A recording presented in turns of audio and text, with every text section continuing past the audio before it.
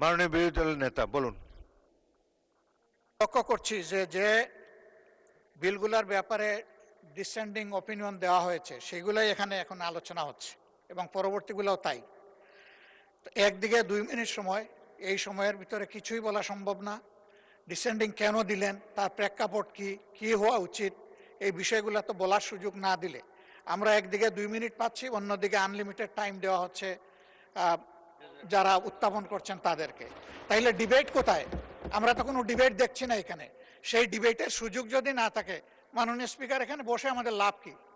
আমরা যদি আমাদের কথাই বলতে না পারি, আমাদেরকে আমাদের কথা বলার সুযোগ দেওয়া হোক এবং যারা ট্রেজারি বেঞ্চ থেকে এটা উত্থাপন করবেন তাদেরকেও পর্যাপ্ত সময় দেওয়া হোক। আমাদের কোনো আপত্তি নাই, কিন্তু আমাদেরকেও যেন পর্যাপ্ত সময় দেওয়া হয়। ধন্যবাদ মাননীয় স্পিকার।